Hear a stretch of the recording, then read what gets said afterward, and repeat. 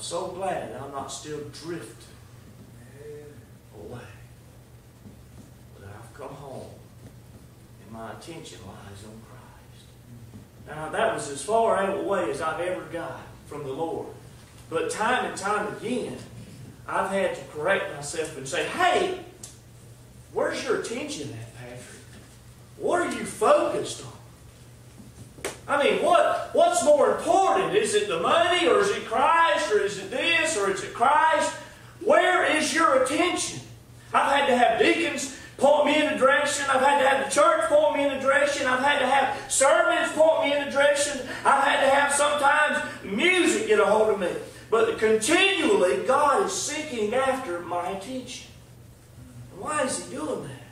Why is He kicking me and saying, Patrick, readjust. Get your eyes set back on the prize.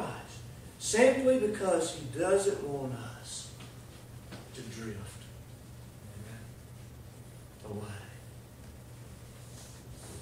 So you should look tonight, shouldn't you?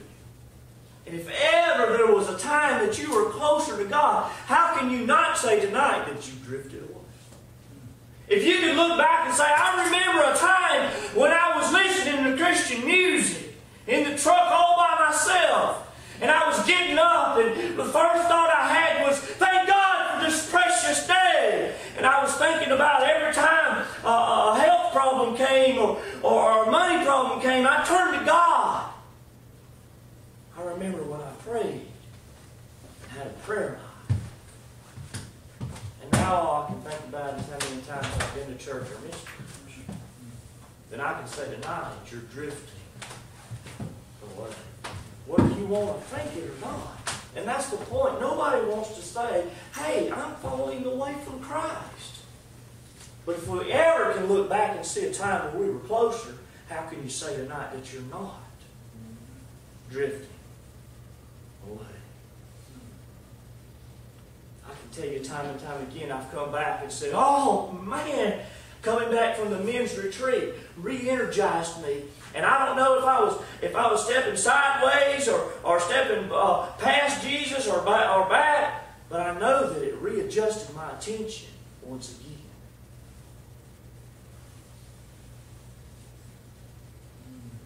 It readjusted my attention. People say we don't need church. We need church. People don't say we have to listen to Christian music. We need Christian music. We need people that talk to us about Christ. You know why? Because we are so easily led away. I need church. I need that choir up there just singing, and I need Wally telling me his mini sermons. I need them. I need the preaching I get during the week. I need the Christian music I hear. And with all these things, Satan is still trying to get my attention. No matter how old or how young tonight you are, we can drift away. The most dangerous place you could be tonight is away. Away. Away from Christ. And the best place you can be is as close as you can get. Slip away. You know, when he talks about this in this verse, you know, it didn't mean to happen. That's what a slip is.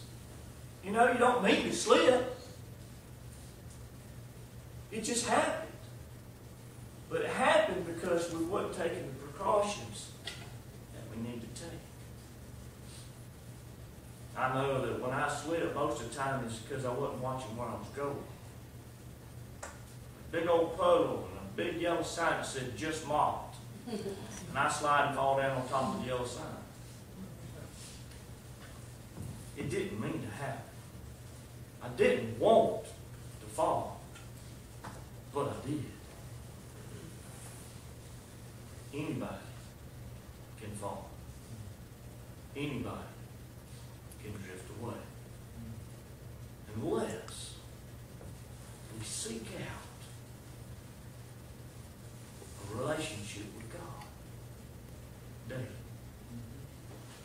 Hebrews chapter 3.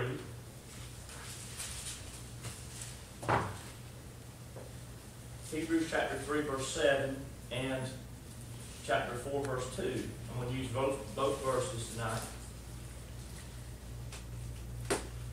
Chapter 7 says, Wherefore, as the Holy Ghost saith today, if you will hear his voice. Chapter 4, verse 1 says, Let us therefore fear, lest a promise being left us entering into his rest, any of you should seem to come short of it. For unto us was the gospel preached, as well as unto them, but the word preached did not profit them, not being mixed with faith in them that heard it. One of Satan's favorite weapons he uses, besides the old lie, is doubt. You know, all he has to do is get you to doubt something. You don't have to disbelieve in it. You don't have to disbelieve in God's power. You don't have to disbelieve. You can look at it tonight, and Satan will gladly make a deal with you. You can believe in God's power of yesterday, but he don't really do that stuff no more today. If you will just accept that, and all it takes to accept that is just a little bit of doubt today. A compromise.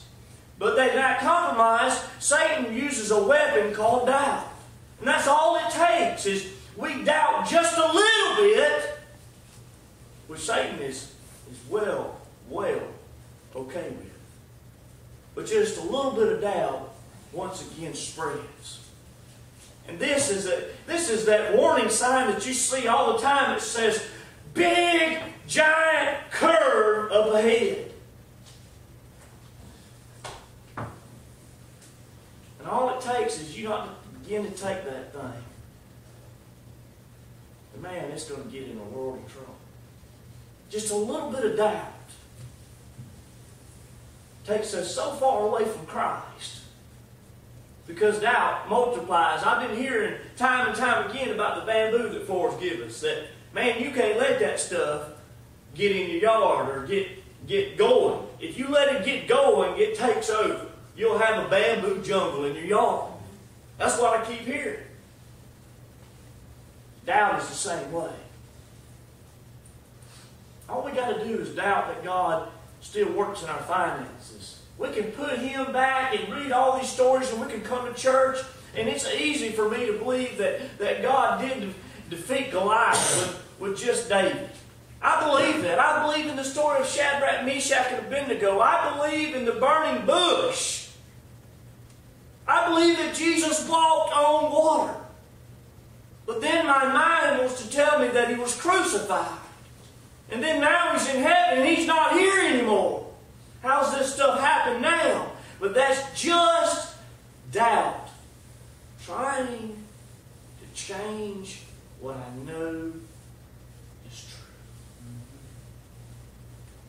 Because you know what? I've seen God work in my life. I've seen God come in and save me. I've seen God do things that there was no other way that it could be done but by God's hand. I had a man one time that everybody in the church and everybody in the town told me, don't waste my time on this man. And I've told you about him before. One of the greatest sights I ever seen in church, when he come wheeling in his wheelchair to church. He had a stroke and God got a hold to him, and just the whole thing happened right there in front of my eyes. And I've seen God do what nobody said could be done. But all it takes is a little bit of doubt. Satan wants so much for us just to believe that God doesn't work today like He used to work. Or maybe God didn't really save you. You know what? Maybe you ought to go back and think if you said all the words just right.